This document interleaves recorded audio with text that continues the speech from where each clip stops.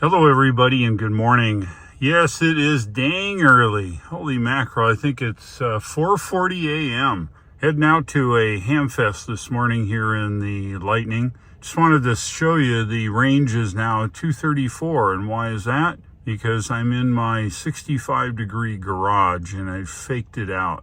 Normally it rolls back the range depending upon the temperature, but it's a little higher today and we're going to need it. It's 90 miles each way. Hopefully everything will go well today.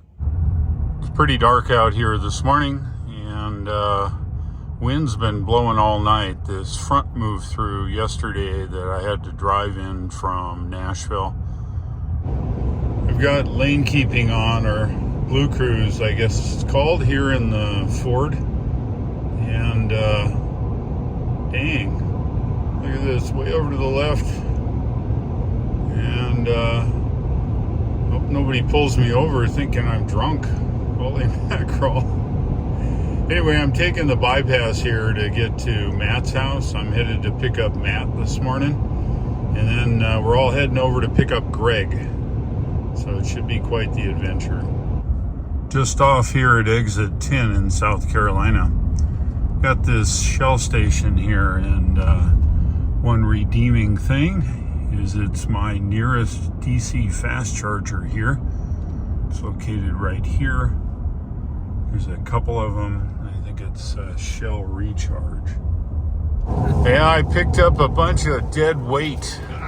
On the interstate here now, and we're heading down to Greenwood, South Carolina, Hamfest. And look at this. You can't see him, but that's Greg, and Matt's in the back there. Holy mackerel, I'll tell you what, you slow down to a stop and these people just jump in. We're taking the back roads here to get to Greenwood, South Carolina, where the Hamfest is. This is certainly a back road, and it's cool. Unfortunately, it's dark here and you can't quite see everything.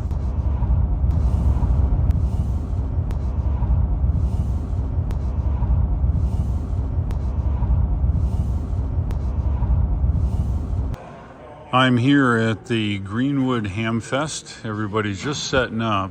The doors aren't going to open until 8 o'clock or so, but looks like a decent turnout so far. A lot of useless junk here, but it's very cool junk. This is representative stuff you find here at the flea market. This is a Hallicrafters SX111. It's an old vacuum tube receiver. You find things like this. This is a egg insulator used for insulating guy wires and antennas, handhelds. We've got antenna mounts. I've got some Morse code key for a straight key on the left and a paddle on the right. Over here is a old Drake twins, the R4C and the TX4C, and the power supply speaker, cables, golly, just a lot of vintage stuff here. Got a lot of new stuff. These are connectors for their F connector on this side. And on this side it hooks to F11, which is 75 ohm cable. Anyway, that's what we find. Come over here to this guy.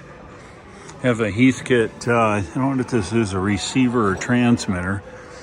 We've got commercial VHF stuff, an oscilloscope, a vacuum tube voltmeter, a bandpass filter. This is a Heathkit power supply, and some antennas used for satellite work. There's just everything here. Yeah, this is what happens when you walk around the Hamfest. A guy gave me a whole box of vacuum tubes. Now, what I'm going to do is I'm going to take this box of vacuum tubes and I'm going to build not only a receiver but an HF transmitter. Just from whatever's in here. If I don't know what it is, I'll figure it out. 6BQ7. What else we got here? We've got a, looks like a 6AU5. Is that what that is? Yeah. So AQ5. So this is an audio output chip, or vacuum tube. Anyway, I'm going to build something. This is a 12SN7, probably older than your grandparents. It's probably made in the 30s. All right, well, that's the challenge. Even look at this. I even have an octal socket to put something in.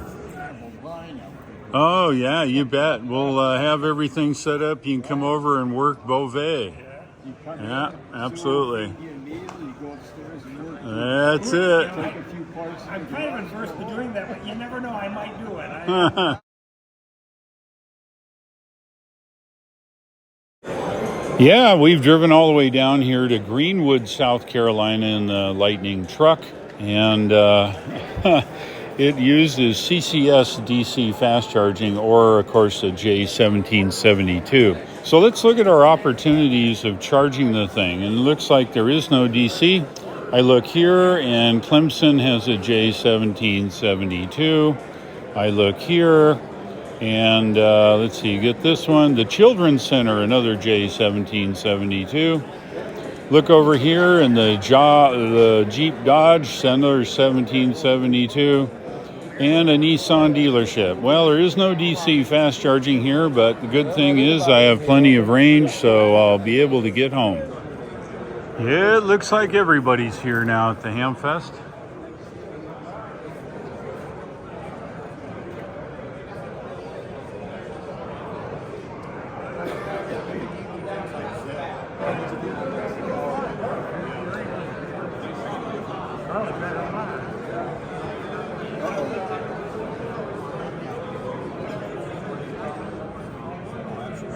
That's my friends kidding around.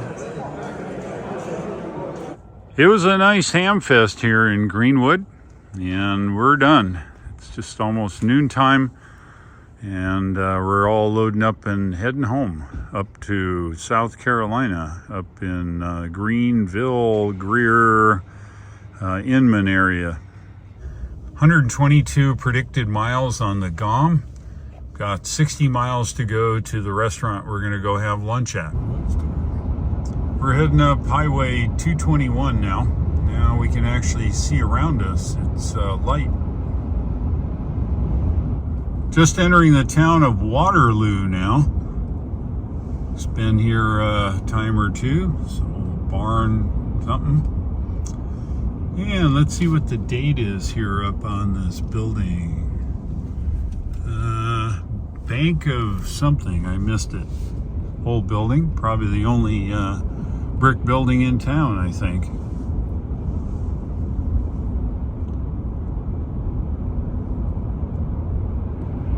Some of the original houses, couple chimneys.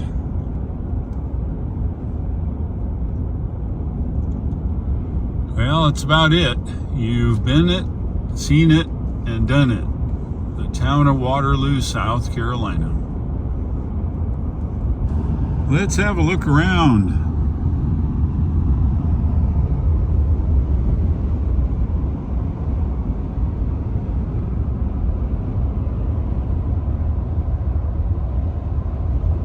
Just entering the town of Cold Point now.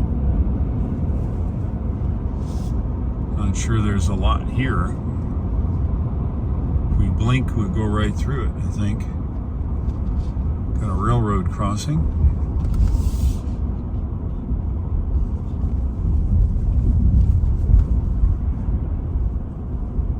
Got some kind of a old store or something.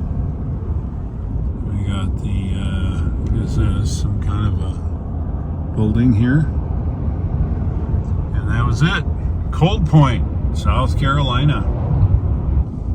Just entering the town of Lawrence. This old town's been here a while.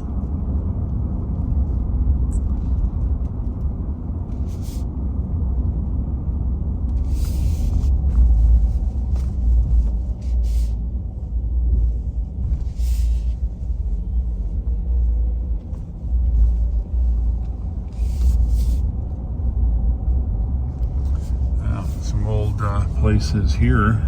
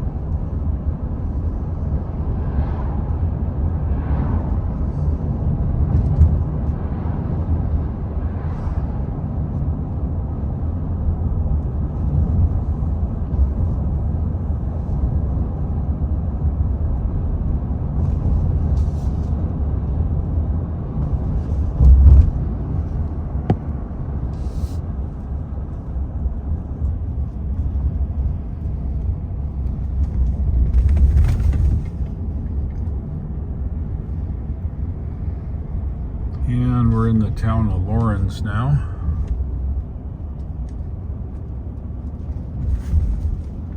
I'd say this place has been here a time or two. Looks like it.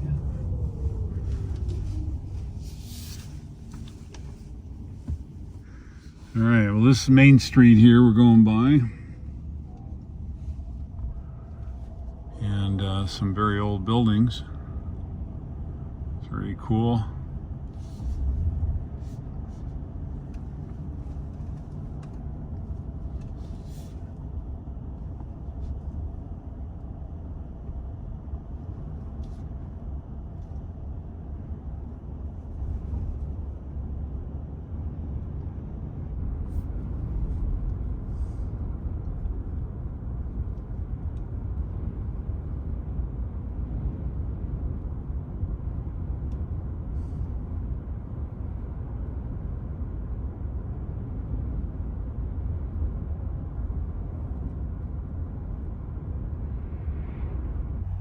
We've arrived at lunch. Yeah, we're eating it on the border here in Greenville. And we've arrived with 59 miles of range. I don't know the percentage of battery, doesn't say in this particular screen. But anyway, we got plenty of range. Not to worry. All right, awesome lunch here at On the Border. 59 miles still. Let's head to Greg's house. Navigate to New York City. Sorry, the navigation system is still loading. Please wait. Navigate 200 feet to the west. Please try again. Navigate to New York City. Sorry, the navigation system is still loading. Please wait. All right, I tried to use the internal navigation, but it says it's still loading. It's been about 5 minutes and it's still loading. Anyway, there you go. I had to resort to Apple CarPlay from 2010. We're continuing through the back roads of the country down to 52 miles of range. Should we be panicking? Uh-oh, we got the dreaded 50-mile warning here. It's 50 miles, and if it'd be in focus, it would be great there. 50 miles, and I get a warning like usual. And I don't know the remaining battery because it doesn't show it here on this screen. But whatever. No problem, 50 miles to go. I guess the real question is, will I make it home? Just dropping Greg off here now. We are getting close here to Matt's house. Watch this, when I take my foot off the accelerator, I'm full off now, that little green spot shows up there at the bottom.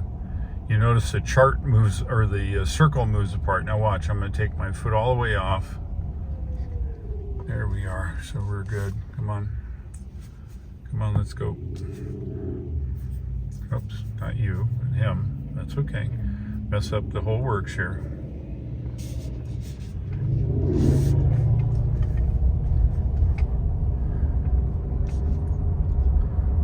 And now watch here now. I'm going to take my foot completely off again. Continue 1.5 miles to the end of the street, then turn right. Chatty Cathy for sure. Here goes, watch. See, it arcs over and then it goes up into the battery, which is the orange. Anyway, I'll be at Matt's place here at state of charge of about 29 miles. And while I can go home, I think we're going to have a little coffee because I need some coffee. So I'll charge on Matt's wall connector here for a few minutes. I'm here at Matt's house at 32 miles of range, and I plugged into his wall connector. I'm going to have a cup of coffee and let it charge for a minute and then head home.